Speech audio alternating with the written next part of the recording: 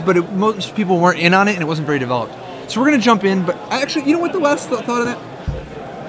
I would just play Necropotence. Honestly, you sit around, you brew up a lot of cool decks, and then you decide that Necropotence is legal, you just play Necropotence, and then you go to the next era, and you realize Necro was legal for like 6 years. Yeah. So, we're going to see Alex.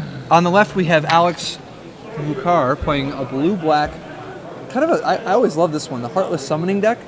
Ooh. Yeah, what are these people's records here? I believe these guys are X1, right? Yeah. Oh, so wow. So he's 7-1 with a Heartless deck. Now, just a blue-black one, not even green. Some people have been using Heartless Summonings in Birthing Pod decks. He's playing just straight blue-black, and the chain that you put together is the runes. Well, if you get down Rune Demon too, if you get the Rune Scar Demon, it's kind of surprising to me that he's not playing Phantasmal Image though.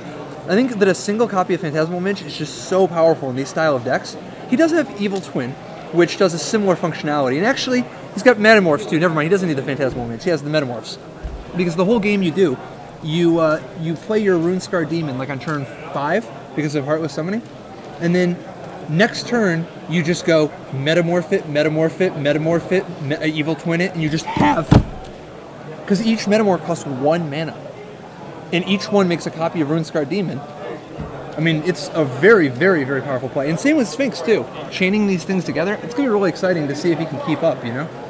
All right, so and Matt Viviani, yeah, what's he playing? He's playing Blue-White Blade.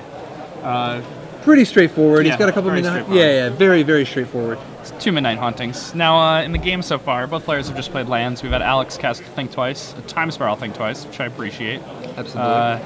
Here is Matt's going to go ahead and get an end of turn Midnight Haunting. Now, casting Midnight Haunting end of turn on turn 3 is, pretty good, but I like to do it on turn 4 so that I can suit it up with a sword the next turn. Really catch them with their pants down. No, I appreciate catching with their pants down as much as the next guy, but I think that you got to get the clock down. It's just better, yeah. It's more fun though when you do it because they didn't realize that you had a absolutely. Now, what are we going to see for defense out of Alex? All right, Alex has Black Sun Zenith, Dismember, Disperse, Doomblade. He has 3 mana leaks. He has a negate. So not a ton of defense, but some amount. Yeah. I mean, he's got a token level of defense. It's much more just try to buy himself a little bit of time. He's got so many boom booms, though. Yeah. What do we just see? Is this the summoning? Yeah. Wow, just in time, because that way you still have it for turn 5 for your Sphinxes and Runescar Demons. Yeah, but Matt's going to go ahead and Mana Leak this, I'm pretty sure. But, I mean, he waited because he's going to protect it with the Mana Leak.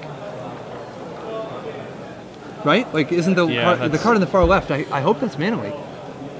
So I want to see Heartless Summoning do its thing. Yeah, I do too. I really want to see Heartless Summoning do crazy, crazy things. There's no way he doesn't have it though. He can't go into the tank and come out with. Oh, he does! I love it. He goes into the tank. A minute later, comes out with the obviously you counter it. What is this? A joke? But that way he knows that it's in his range to tank and. Are you rolling over here? Because it's taking so long.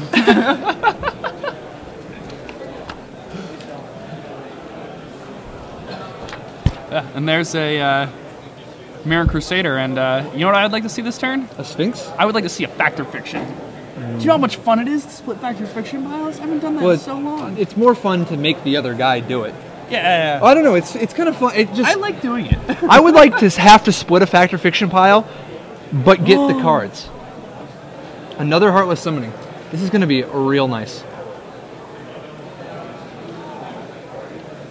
So what's he playing? He has to Ghost Quarter his own land to be able to make the Sphinx, sadly. I mean, at this point, all of his spells cost 4 less to cast. Right, yeah, and this is Alex is somebody who could actually reasonably think Ghost Quarter is a non-zero amount of fixing for him. Oh, yeah, no, once he does his thing, you know. There it is. This is exciting. This is really exciting. Dude, this deck is sweet. Heartless Summoning, I think, is definitely the best card in Innistrad that doesn't have a major deck yet. Yeah, I tried to build a deck with it for building on a budget, and it's rough because a lot of the sweet cards are you can't play Solemn Simulacrum, which is Heartless Summoning isn't really a budget card, but it is a sweet one. Wow. I love the Think Twices with the Sphinxes. Just more value, right? Just more value. I love it. Ooh, Matt Viviani has never read the Kai article on how to split factor fictions, it looks like. The first thing he did was put each land in a separate pile. Mark Herberholz actually has a real good article in Star City Games about splitting factor fictions too, with Flores. I think Michael Flores and Mark Herberholz talking about splitting factor fiction piles. There was a Kai article a long time ago, and I remember thinking it was the best article I'd ever read when I read it. That's two factor two big choices in each season. 2 land in the leak? I don't know if I would have split it that way. I don't think I would. And this is brutal, because now the Metamorph costs 0, and Yeah. it's just another factor fiction Sphinx. Yeah. This is awesome. Yeah. It is really awesome. I would love Preordain so much in Alex's deck to just try to find Heartless Summonings, you know? I wonder if you could play Ponder. Why can't you play Ponder in this deck? I would definitely play Ponder in this deck. What's What's going great on? with What's going Factor on? Fiction too? Why did he bin that? Dismember the Sphinx in response. Okay. That doesn't make the Metamorph die. It doesn't make the Metamorph die. It doesn't What's make the going on? Metamorph die. You gotta tell them. Yeah. The Metamorph, I guess it can, if he just says it's a 0/0, and like he may, but he can't respond to the choosing. Yeah, you can't respond to the choosing.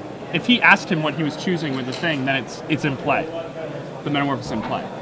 No, it's not, because the others are all small enough creatures that Heartless Summoning kills them. Oh, okay. No, they're right. They're right. Okay, I'm sorry.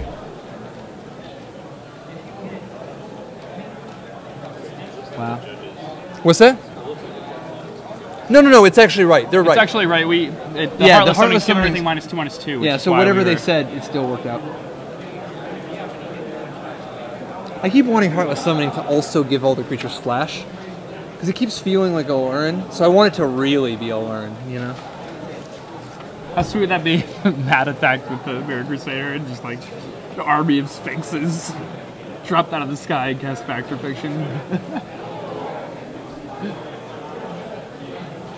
So exciting when you have 2 summonings with Solemn Simulacrum, which just 0 mana. Rampant Growth, draw card. Yeah, it's a good card. Alex is still at. Alex is what, 18? 18.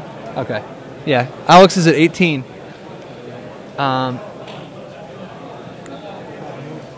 Matt can't be at 14 though. Matt's at 16, right? Yeah, I think Matt's life total probably got ticked for the Midnight Haunting attack. So Matt's at 16 and Alex is at 18. We'll get that fixed pretty soon for you guys. And the Matt's got a pretty good board position here now. He's got the Crusader, and because of the fact that Alex has 2 summonings down, he's not going to have any defenders after this is done. So if Matt actually has a sword, he's going to hit him twice with it.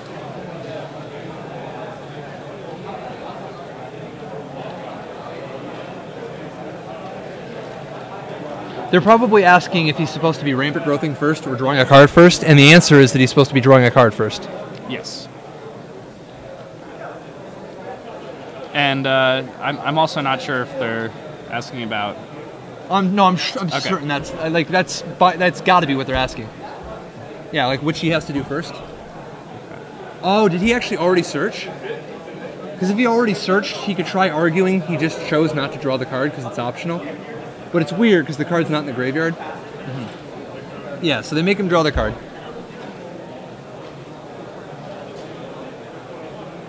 Did he search it? No, he didn't search. So there's apparently still some dispute about the resolution of the 0/0 Solemn Simulacrum.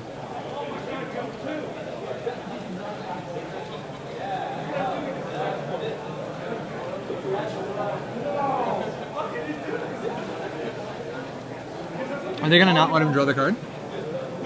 I mean, if he already Rampant Growth. Oh, he just searched?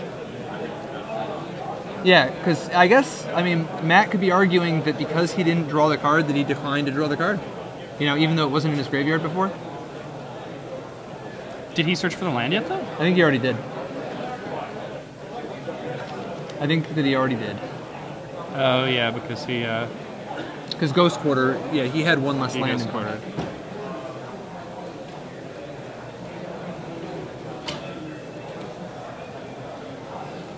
Now they're making him draw the card. So they just resolve those out of order? With an optional trigger? I mean, I guess because the Simulacrum wasn't in play, right? So probably because of the fact that Simulacrum was still in play, they just put the trigger on the stack and they give them both a warning. Seems reasonable. Hopefully they asked for a time extension. That's a valuable thing to know when you're playing in tournaments, is no matter what a judge is called for, no matter what, always ask for a time extension at the end of the judge call. Oh, see, I only ask for a judge for a time extension if the amount of time that asking for a time extension will take less time than the amount of time that they're giving. Like, for instance, if... and I always ask for more time. Like, if you ask for a ruling and it takes 20 seconds, like, if the judge is standing right there, you ask for a ruling, he answers. Oh, yeah, I mean, that's fine. I'm saying that, like, when you're actually... Yeah, but I'm just in a crusade against hyperbole, so I apologize. Fair. So what are we going to see? Are we going to see some Runescar Demon, some sweet, sweet Runescar Demon action? I mean, oh, man, I would love to see some sweet, sweet Runescar Demon action. That's another Sphinx. That is a Sphinx. It's really weird that Matt has no outs now because he gave him both land and mana leak. They're saying he can choose the order? That's actually not true. That's not true. Yeah, that's not true. That's actually not how that works. I would certainly appeal. But we've moved past it. It's not a huge deal, but no, you can't. They're not from the same thing. Like, they don't go on the stack at the same time. Like, the comes into play ability goes on the stack. The creature dies as a state-based effect. Yep, and it makes a trigger, and the trigger has to put that on the stack. Right. So, regardless, though, it's not a big deal. It's just, the fraction of a chance of drawing a land or whatever. But another Fact or Fiction split. Alex once again takes the big pile, as people who Fact or Fiction split are wont to do. I wonder if Alex has ever played with real Fact or Fiction. I put it in his range. Yeah. If nothing else, in Cube. People love Fact or Fiction in Cube Draft, right? So, this deck is looking sweeter and sweeter. Entomber Exarch getting back presumably something from the graveyard, right? I'm assuming it's going to be a Phyrexian Metamorph. Ooh. I'm assuming it's going to eat a mana leak. Oh, it's a Dismember again. In response to the Entomber Exarch, really? Why didn't he wait for the Metamorph to get cast? Or did he target his hand? Yeah, but he wouldn't have needed to cast the Dismember right now if he was targeting his hand. Snapcaster Mage is in play. I mean, a lot of people, I guess, always just instantly cast whatever the spell is. You don't have to. You can just wait.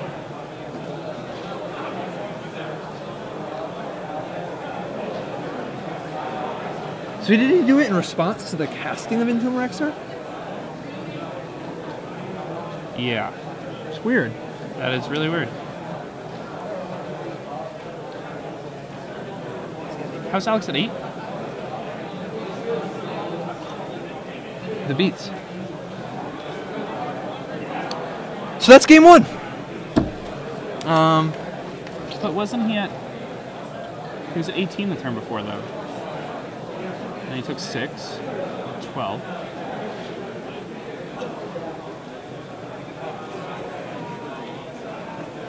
Presumably he took 4. He took 2 from Metamorph. So that puts him at 10.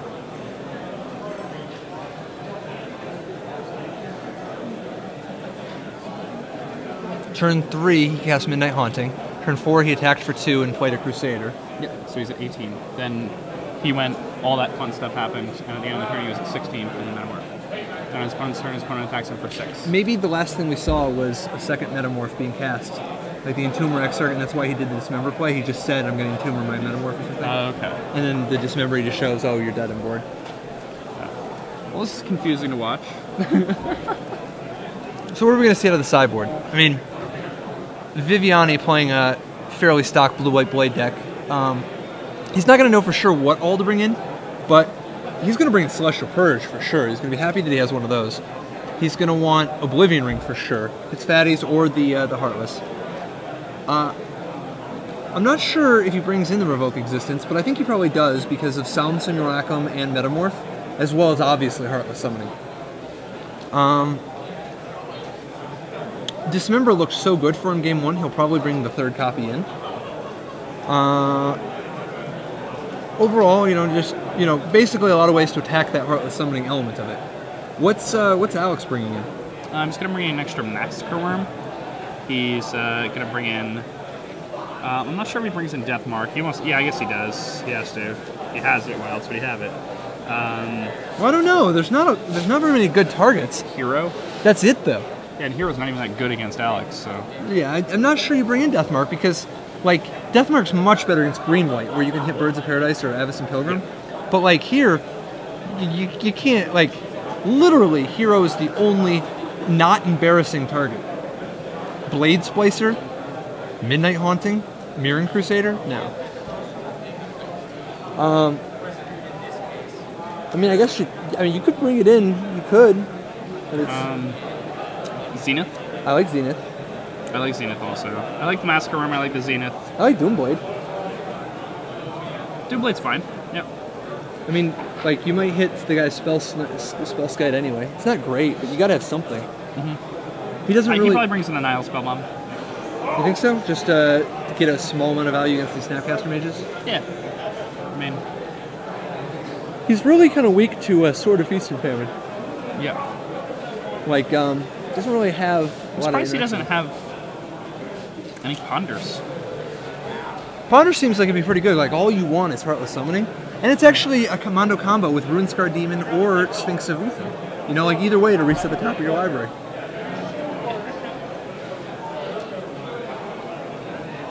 Sphinx is really, really awesome.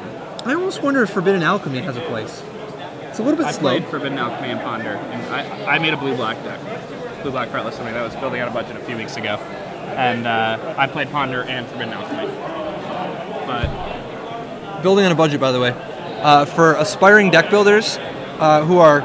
It's not just for people who are on a budget, you know, like aspiring deck builders who are looking to work, who are learning to really master the craft, you know, that, like, particularly those, like, it can be really good for anybody, but, like, particularly people who have, you know, only a couple years experience, like a year or two of experience that actually care about deck building and understanding the principles of deck building, I highly recommend it. Thank you very much. No, I really try to, you know, make it like geared toward people who are trying to become better deck builders. Right, not just copy the latest good deck, which is an important thing for playing well, but it's also, you know, there aren't that many places you can go to learn about how to actually build decks. I mean, one column a year on how to build a proper mana curve, which we talked about earlier.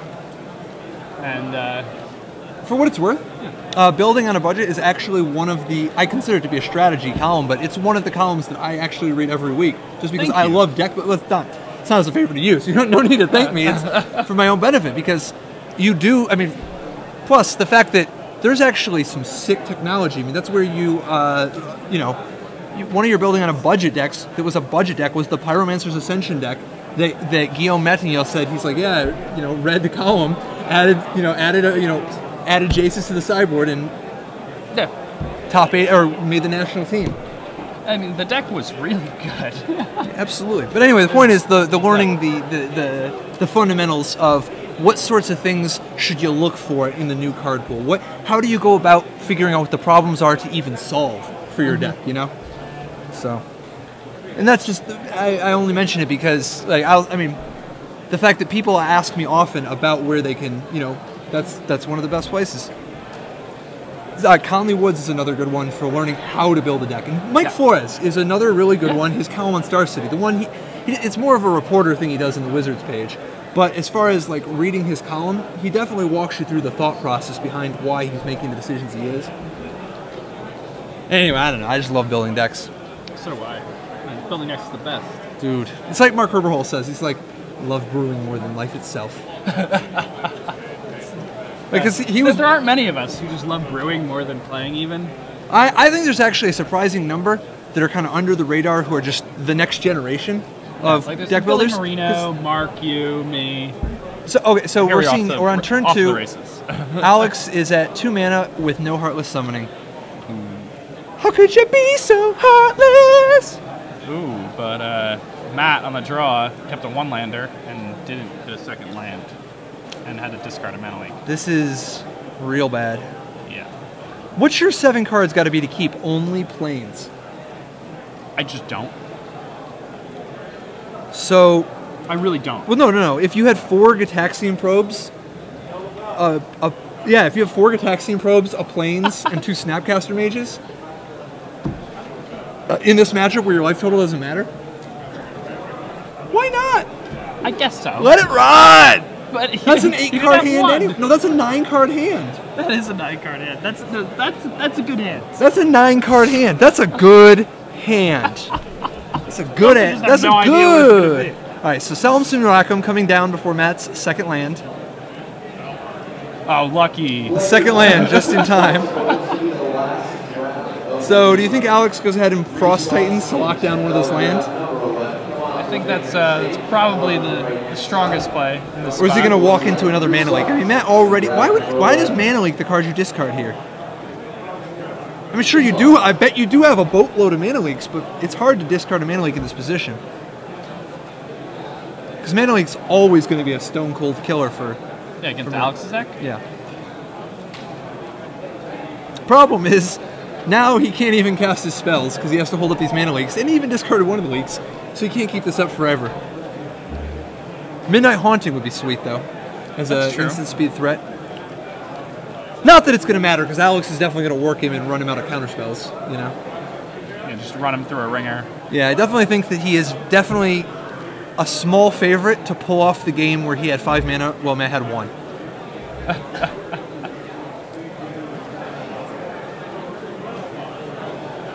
And we see, is that Frost Titan? That is Frost Titan. Yeah. So, this is, we're going to see another Mana Leak. Definitely a little wild discarding the first Mana Leak, but, you know. Imagine how sick it would be if he had all 3 in his hand. Dude. I guess he can't put any pressure on his opponent, though, so... There's the 4th mana. So he plays the Mirror Crusader, signaling that he has no more Mana Leaks in his hand. I have a feeling it's about to get really bad. I mean, Frost Titan is the bottom of the curve. I mean, this is... So what do we see? He just bounced the Mirror Crusader. Does he actually just not have any more Boom Booms? He doesn't have any more Boom Booms. Like, why do you play them into that? Why do you what? Like, you could have just played around the Mana Leaks. It's one just pitches a Mana Leak. He had the extra lands in his hand. Well, he's got Mana Leak in his hand. Why didn't he just play the Factor Sphinxin?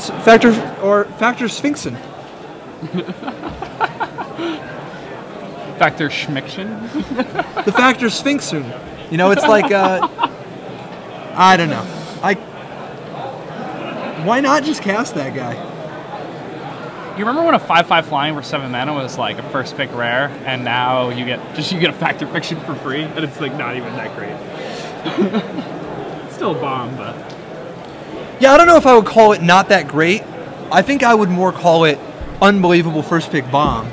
yeah. But it's not out of the. It's certainly no. It's not even as good as like the Planeswalkers or whatever. You know, like it's not the top of. It's not even how good things can get.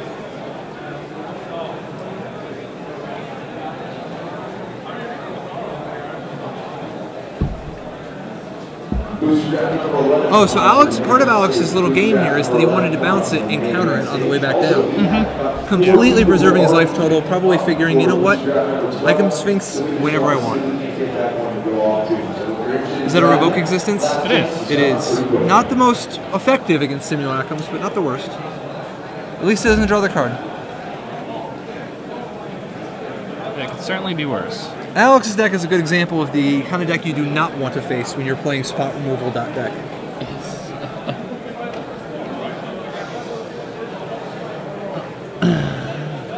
Although he seems to be like very aggressive with his metamorphs, and he often he gave Matt a lot of opportunities to gain a pretty big advantage. We're gonna see a Snapcaster on the Revoke. Mm-hmm. We're gonna see a Mana Leak. Le Mana Leak.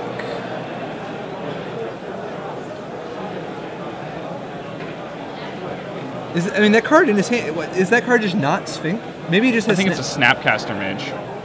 He doesn't play that card, does he? Yeah, he does in the sideboard. Oh. He brought it in. Okay. That seems fine. Hey, he doesn't even have the Heartless either. So we can still extract value out of the Snapcaster Mage here.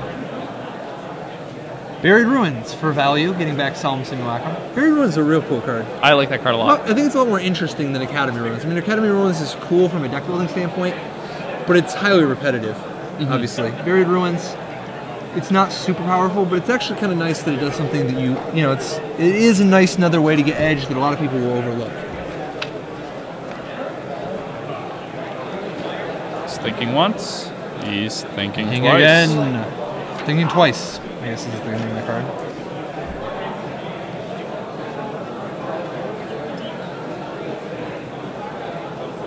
And let's see.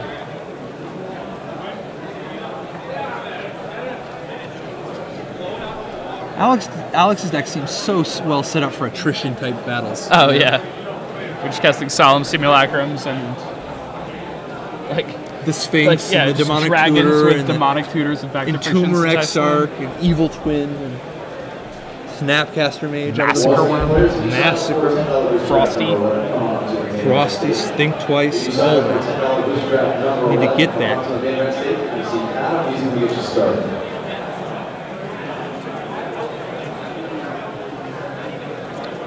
All right, Midnight Haunting on the end step. Alex is going to go ahead and Snapcaster. I don't like the Snapcaster here at all. I think he just wants to get it down and put some pressure on him. He's at 6 life. Yeah, but his opponent has a Crusader in hand that he knows about, right? I just taps 3 mana and cast a Crusader. Well, because he would be able to pay for the mana link on the turn anyway. I guess you're right. You're right. But he had to draw the land in order to be able to pay for it.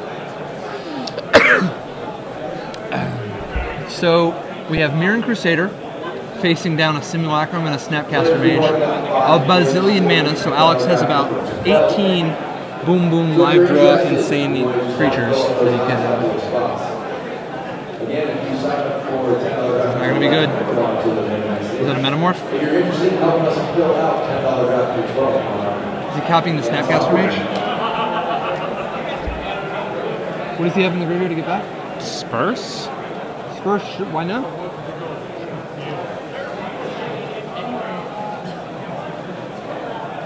We'll knock Matt to 2. Huh. Even if he blocks with the Nexus. He blocks with the Nexus, he gets knocked to 4 with lethal on board. I mean, obviously the Crusader's coming back down, but... Well, it's not lethal on board because he's just going to block the Snapcaster. It'll be lethal other than the Crusader, right? Because he's got another Snapcaster. Oh, he has a Dismember. Okay. There you go. So, takes 4, drops to 2, facing down 3 lethal creatures. I like this line. Yeah, that seems like a fine line. Hand. Yeah. I didn't know he had the Dismember. So, Matt's down at 2. So, what does Matt have from this position?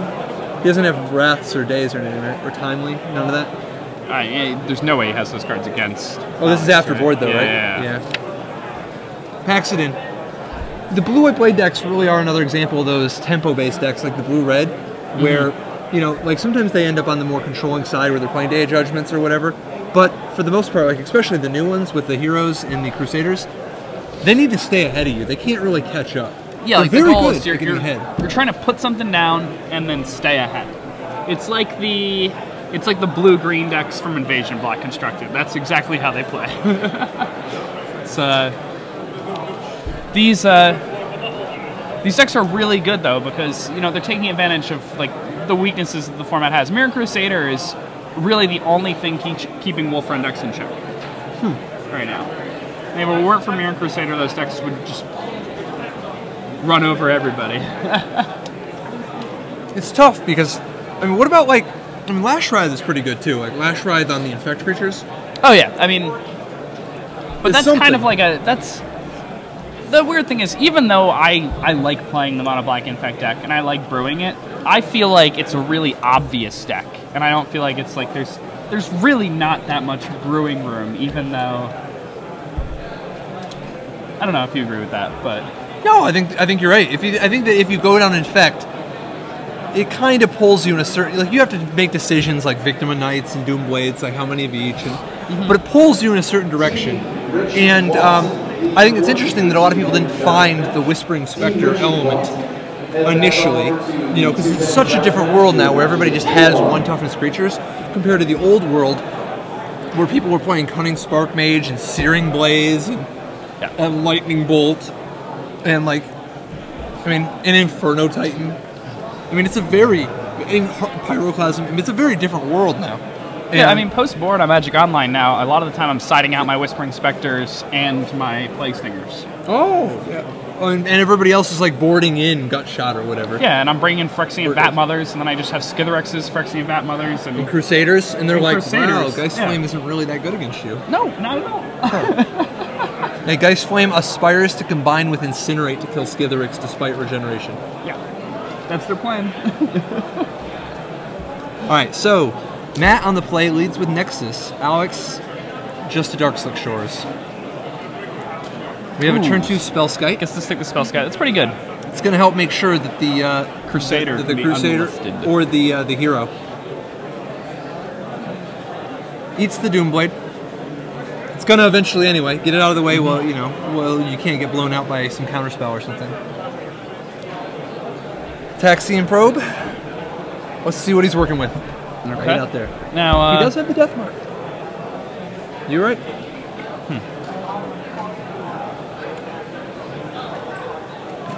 So, for those of you at home, Alex on the left is playing a blue-black Heartless Summoning, if you're just joining us. He's got Death Mark, a couple blue spells, a couple more land in his hand. He's facing his Matt Viviani playing blue-white Blade with, no one? Oh, my bad. so, Apparently I'm leaning the wrong way. And they said, lean back, lean back, lean back. So, Matt gets in for 1 Infect after getting a peek at Alex's hand. Alex brought in the Death Marks here, apparently, which are pretty bad against Matt's deck. Yeah, really only he's good only against got the hero. 3 non-embarrassing targets, but... Players, we just need 2 more people to fill up the last boost we got. We need 2 more. So, Metamorph copies the Crusader, and all things considered, Metamorph's actually a very reasonable answer to Crusader. Yeah. I mean, it can either revoke Existence or an Oblivion Ring, no question. But I mean, and there we see it. Yep, it does in fact get revoked.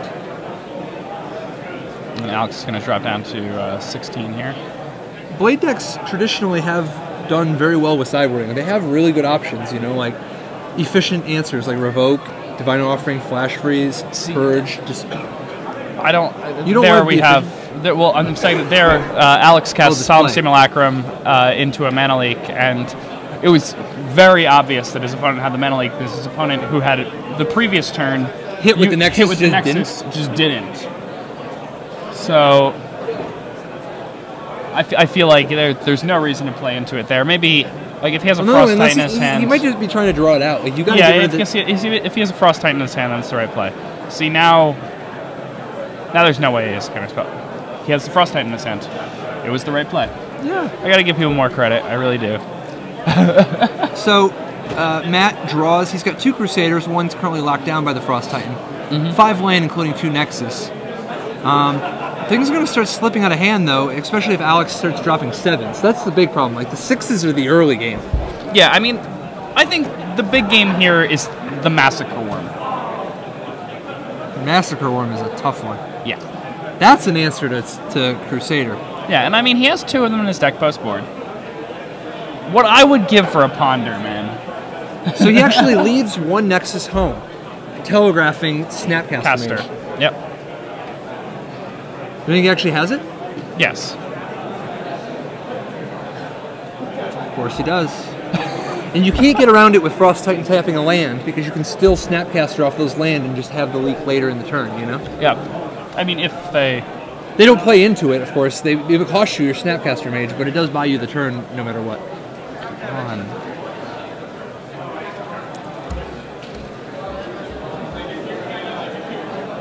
You don't like that play? Well, I don't like casting the 7. Snapcaster. What if you just have another 7 in your hand? I guess it's fine. Like, you have to get it down. Like, you have to, if you're going to power through it. Because he can't just sit around. The two Nexuses are going to, you know. Do him in, I guess. You're right. Like, Frost Titan loses the board. He needs to commit one more thing. He can't beat the board. Man, I wish that death mark was anything else. I know. If that death mark was actual anything. Let's see. Let's see if Matt can find a... I mean, Matt's pretty solid control here now. Once again, telegraphing Snapcaster Mage. But this time he doesn't have the leak. No, he doesn't in the have the leak, graveyard. so why is he keeping 4 mana open? I have no idea what's going on. Does he just have something he's going to cast? Is he just going to make his opponents... Could be a Midnight Haunting. Oh, wow, that's really good here. Yeah. If it's Midnight Haunting, that's the only thing that makes sense. Like, he has to have Midnight Haunting. Massacre Worm. That would be really sweet.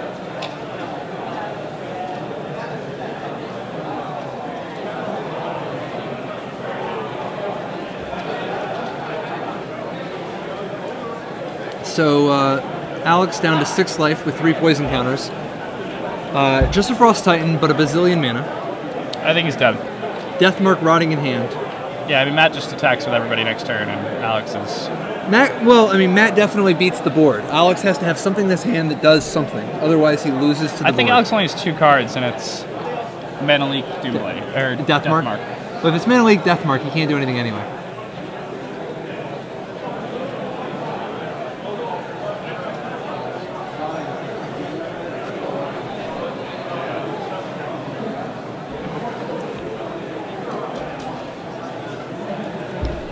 Yeah, I mean, I feel like all the counter spells were telegraphed, like, very clearly.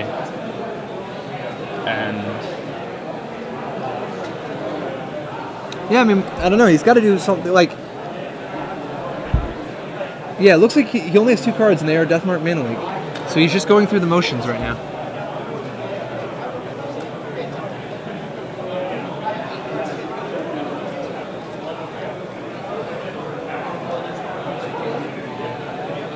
He just doesn't want to show weakness so that in the future, Matt gives him credit for always having potentially, you know, maybe having a Doomblade or whatever. Alright, so that's game. Shane, would have been pretty sweet to have a Heartless deck. Zap it. So is that 2-1? Yep, 2-1. Matt Viviani takes it down, playing Blue-White Blade. And